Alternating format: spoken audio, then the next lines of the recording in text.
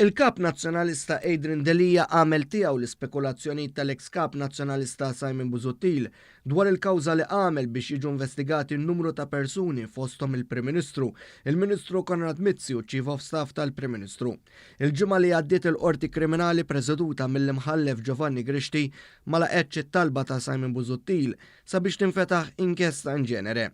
Dan sar wara l-qorti qalet bl-aktar moċċar li r-rikors li ressa biex ikunu investigati 7 persuni kienu biss il-fema tiegħu u fin-nuqqas ta' provi kien deskritt bħala li kwalifika għal spekulazzjoni. Meta mistoqsi dwar x'jaħseb dwar l-attakk li Busuttil għamel fil-konfront tal-qorti, viżibilment skomdu Adrian Delija għamel tiegħu l-spekulazzjoni ta' Busuttil u wera li dan kienet jaġixxi għal rasu bla ma jinforma li tmexxija tal-partit. L-analisi Simon Busuttil dwar deċiżjoni tal- Hemm deċiżjoni ta' qorti illi Simon Busuttil qiegħed jara x'inhuma l-avenues u jesplora jekk jistax jieħu passi ulterjuri.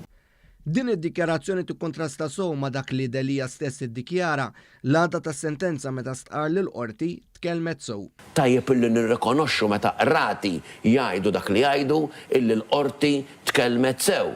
Mistoqsi meta beħsibu jlaqqa l-Grupp Parlamentari Nazzjonalista biex jiddiskuti t-talba li qed jagħmlu diversi deputati nazzjonalisti dwar il-pożizzjoni tiegħu fit-tmexxija tal-partit, Delija kompla jaħrab mill-mistoqsija u qal li l-grupp iltaqa' s-sena l-oħra.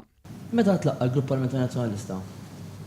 Il-Grupp Parlamentari Nazzjonalista tlaqqa fis-27 ta' Deċembru da m'għandux x'jaqsam assolutament xejn mal-materja. Brabta ma' dan il-Partit Laburista qal li l-kap tal-Oppożizzjoni kien mistenni jgħid meta se jlaqqa l-Grupp Parlamentari, iżda minflok reġa' rrepeta l-istess kantalina li issa l-Partit Nazzjonalista ilu għaddej biha żmien.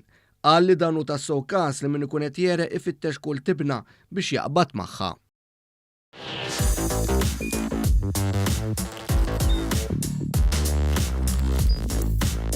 Idħol fuq one.com.mt u hemmhekk tista' tara l-programmi kollha li jxandru fuq One permezz ta' One Play.